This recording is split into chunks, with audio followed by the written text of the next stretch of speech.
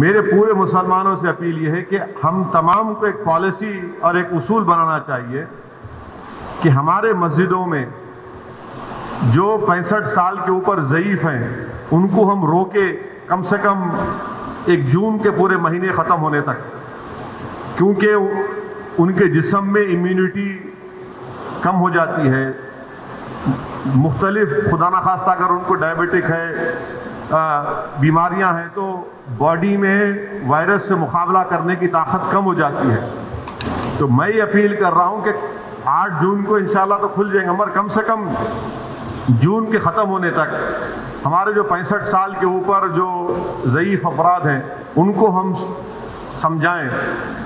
ان سے ریکویسٹ کریں کہ کم سے کم جون کے ختم ہونے تک آپ تھوڑا مسجد کو مت جائیے، گھر میں نماز پڑھیے۔ جو نوجوان ہیں جو ذرا مسجدوں کو کم جاتے، اب وہ جا کر مسجد کو آباد رکھے۔ تیسرے یہ کہ مساجد میں اگر کارپیٹ ہے اور اس کارپیٹ کو نکال سکتے آپ تو فوراً نکال کر پتھر کے اوپر نماز پڑھنا چاہیے، کیونکہ کارپیٹ میں ایپیڈیمولوجسٹ اور جتنے ہیلتھ ایکسپرٹ سے ڈاکٹرز وہ بولتے ہیں کہ کارپیٹ میں بہت سے جراثیم جم جاتے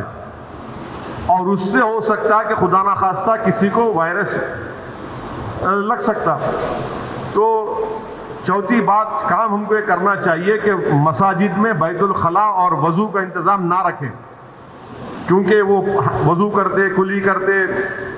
اور پھر آپ آ کے نماز پڑھتے تو لوگ گھر سے ہی اپنے وضو کر آئیں، اور نماز جب پڑھیں گے تو نہیں معلوم مفتی اکرام کو فیصلہ کرنا ہے کہ اگر پوری دنیا میں جہاں جہاں مساجد کھولے گئے، چاہے وہ مسجد نبوی ہو، حرم شریف مکے میں ہو یا ٹرکی ہو یا دوسرے مقامات پر،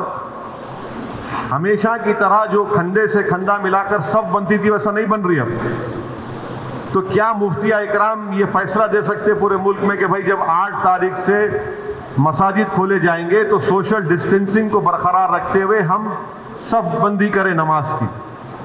یہ ہمارے مفتیوں کو سوچنا پڑے گا کہ کتنا یہ کر سکتے کیا، کیونکہ مختلف ممالک میں ہو رہا ہے۔ تو میں تو گزارش کروں گا ہمارے علماء سے کہ وہ بھی اس کا فیصلہ کر لیں، مگر دوسرے جو 4 چیزیں میں کہا ہوں اس پر یقیناً غور کریے آپ۔ میں کسی سے نہیں کہہ رہا ہوں کہ مسجد کو مت جائیے، میں یہ کہہ رہا ہوں کہ آپ صحیح کہہ رہے ہیں کہ وائرس ابھی بڑھ رہا ہے، وائرس ختم نہیں ہوا ہے، وائرس بڑھ رہا ہے ابھی، اور خاص طور سے جو ہمارے 65 سال کے اوپر کے جو لوگ ہیں اور جو لوگ مختلف امراض کے شکار ہیں، جس کو کڈنی کی بیماری ہے، ہارٹ کی ہے، لنگز کی ہے، ڈائبٹک ہیں، ان کو تو اور احتیاط کرنے کی ضرورت ہے، بہت احتیاط کرنے کی ضرورت ہے ان کو، کیونکہ ان کی جان کو بچانے کا ہے۔ یقیناً ہم کو ایک روحانی اور قلبی سکون ملتا ہے جب ہم اللہ کے گھر میں جا کر سر سجود ہوتے ہیں، مگر اسلام کی اہم تعلیمات بھی ہے کہ جان بچائیے، اور اگر خدا نہ خواستہ کسی کو یہ وائرس ہوتا ہے تو پھر ان کے گھر والوں کو